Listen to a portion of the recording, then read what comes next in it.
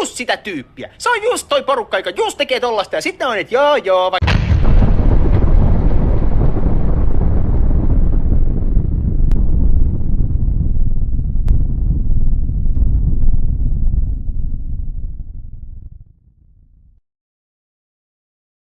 Ne on ihan selkeästi, että hei, ja meidän pitäisi mukaan jotain, vaikka ne on ihan, että näin, ja sitten vielä sanoo tyyli, että hei.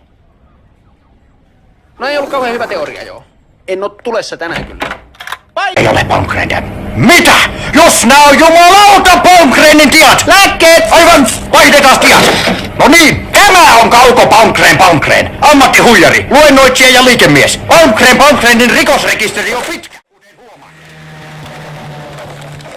Siinä pystyy kukaan umpi rakastunut. Kukaan? Ei.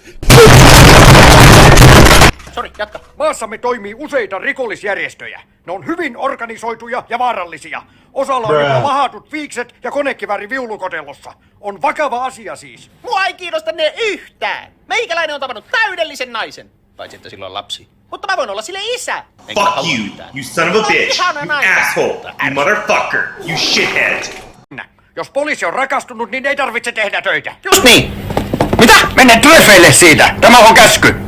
Etkä mieti, onko tässä nyt jotain taka-ajatuksia. Ei ole kuin yksi ja sitä en kerro. Sanoinko mä ton äänen? Tarkoitin, että ei ole taka-ajatuksia. No perkele, että sinä mene saatana runttari!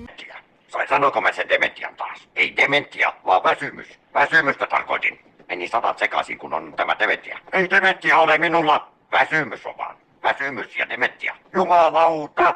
Kokous on päättynyt. Ja tätä kokousta ei sitten koskaan pidetty.